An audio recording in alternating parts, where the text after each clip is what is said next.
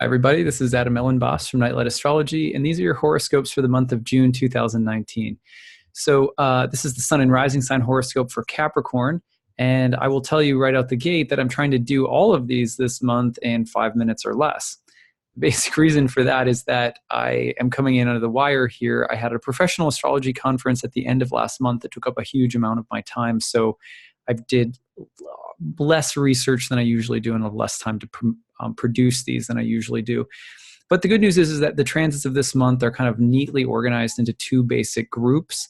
And they're pretty big for Capricorns and Cancers this month because the main transit that everyone's dealing with is a long, slow opposition from Mars in Cancer in its fall, very difficult place for Mars, moving through oppositions to Saturn and Pluto in your first house and home sign of Capricorn.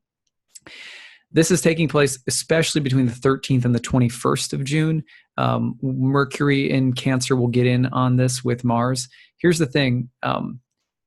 There's an energy that's been building in your life around the access of self and identity and others or relationships.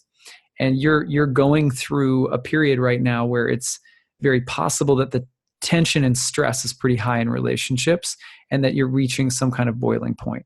So let's just put that out there. That may be the most difficult signature of the month.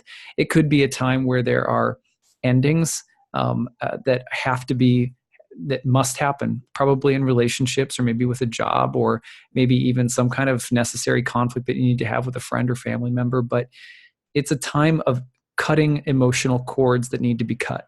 That's one possibility. Not always easy for a Capricorn. Capricorns, you're better at soldiering through things a lot of the times. It's harder to get to provoke you into a display of tremendous, like emotionality. But Cancer, Mars, kind of coming at you with a head full of steam, opposing Saturn and Pluto in the first. There can be a pretty intense dynamic of change and transformation that happens because someone is provoking you. That can be maybe the most literal meaning of Mars in the 7th in Cancer opposing Saturn and Pluto. However, just the general theme of change and transformation, maybe for the better in relationships. You also think about beginnings made through the force of necessity or constraint, Saturn and Pluto in the first, and also through deeper emotional confrontations or endings in the 7th.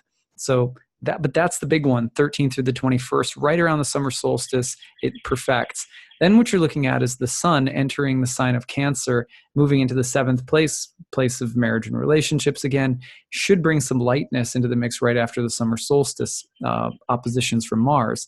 So I think things will lighten up by the end of the month considerably. There should be more of a healthy kind of shine coming through and more healing energy with this kind of life-giving sun in the watery sign of Cancer. That's a little, better than Mars in Cancer.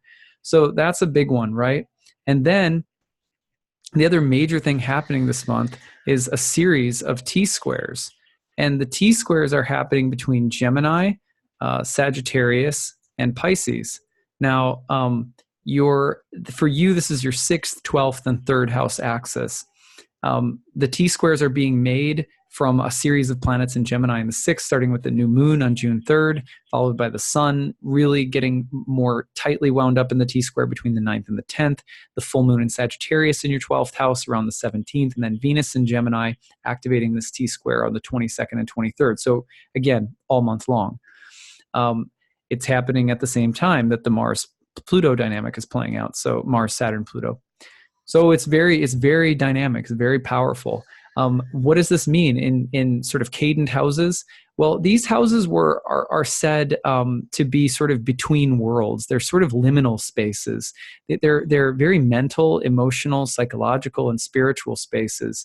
And oftentimes they involve, with these planets involved, especially a lot of Neptune and Jupiter, you're looking at faith, belief, hope, and different kinds of emotional or spiritual obligations that you may have in life, or the kinds of emotional energies that guide or dictate your actions, especially in the immediate environment. The 6th and 12th houses traditionally were very difficult. They were called the house of evil spirit and bad fortune, respectively. And the 3rd place is a place that has a lot to do with the mind and our immediate environment and what holds power over us in our immediate environment. So you could be looking at, especially with Gemini and Sagittarius involved, a kind of philosophical moment of reckoning.